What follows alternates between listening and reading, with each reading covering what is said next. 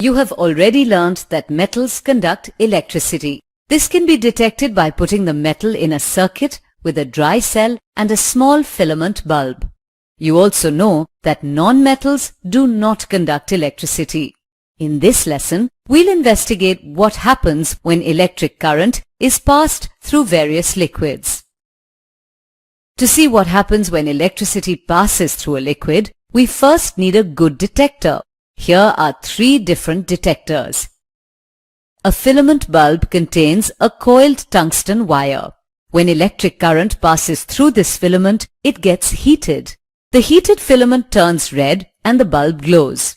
However, if the current passing through the bulb is not strong enough, the filament will not get heated enough to glow. An LED contains a diode within a plastic case. When current passes through, the diode emits light, but without getting hot. Since the diode does not need to heat up, an LED glows even with a weak current. You have already learnt about the magnetic effects of electric current. Let's place a magnetic compass inside a matchbox tray and wrap an electric wire around it. The ends of the wire are attached to a circuit. When electric current passes through the wire, the compass needle deviates from its normal north-south orientation. This happens even when the current is mild. Thus, of the 3 detectors, a magnetic compass is the most sensitive to a weak current. Besides detectors, we also need sources of electrical energy to test the conductivity of a liquid. Tap on each image to learn more about these sources. A dry cell generates a low voltage. Therefore, it is a good choice only if the liquid to be tested is a good conductor of electricity. A battery consists of a series of dry cells connected together. Because it generates a higher voltage than just one dry cell, it can be used to test even poor conductors of electricity. So we can detect even very weak currents with a battery and magnetic compass. As you just saw, liquids like sulfuric acid, sodium hydroxide and copper sulfate solution are conductors of electricity. Others like honey and distilled water do not conduct electricity. Among liquids from our day-to-day lives, lime juice and vinegar are conductors, while milk and vegetable oil are not. So we can conclude that some liquids are conductors of electricity while others are not. What happens when electricity is passed through each liquid? Here you can see bubbles forming close to the wires dipped in the liquid. There is no reaction when current is passed through the liquid. As you can see, bubbles are forming at the wire attached to the positive terminal. Bubbles form at the wire attached to the positive terminal. Now let's attach graphite rods to the wires and immerse them partially into the solution. You can see that the solution slowly starts losing its color and a shiny layer of copper starts forming on the graphite rod attached to the negative terminal. You have seen that when an electric current passes through a liquid, we may see one or more of the following signs of a chemical reaction. Bubbles form on one or both wires that are dipped in the liquid. The color of the liquid changes. Metal gets deposited on one of the wires.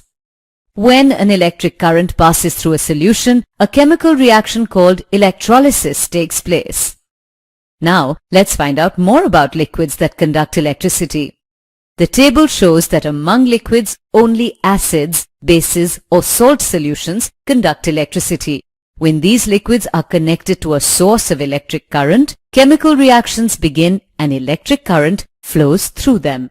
On the other hand, liquids such as distilled water, honey, milk and vegetable oil, which are neither acids, bases or salt solutions, do not conduct electricity, and so they do not undergo any chemical reaction. You have seen that distilled water does not conduct electricity. Now let's see what happens when salt is added to it.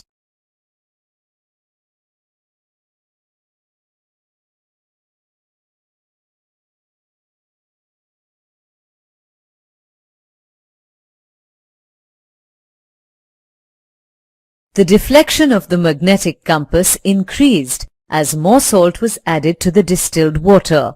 Thus, increasing the concentration of salt increased the current passing through the liquid. This holds true for all acids, bases and salts. When their concentration in a solution increases, the conductivity of the solution also increases.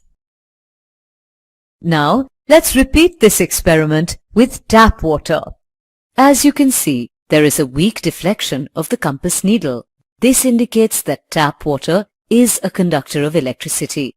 The degree of conductivity in tap water varies depending on the amount of acid, base or salt dissolved in the water in the form of impurities. In all these experiments, the solution through which electricity is passed is called the electrolyte. Typically, we do not dip naked wires into this solution. Instead, we tie a plate or a rod made from conducting materials like metals or graphite to the ends of the wire. These rods or plates are known as electrodes. The electrode that is attached to the positive terminal of the battery is called an anode, and the one attached to the negative terminal is called a cathode. You have seen how many liquids conduct electricity. Now let's have some fun with some fruits and vegetables and see if they conduct electricity. We will use the battery and magnetic compass again to test this. Tap on each image to observe the result. When the two wires are inserted into a lemon, the needle shows a deflection. This happens because lime juice is acidic. Hence, the lemon conducts electricity. When electric current is passed through an orange, the magnetic needle shows a deflection. Orange juice, being acidic, is a conductor of electricity. When electric current is passed through a potato, the magnetic needle shows a minor deflection. This happens because potatoes contain salt and water, which together conduct electricity. If the current is allowed to pass through the potato for half an hour, the end attached to the positive terminal starts turning greenish blue due to a chemical reaction.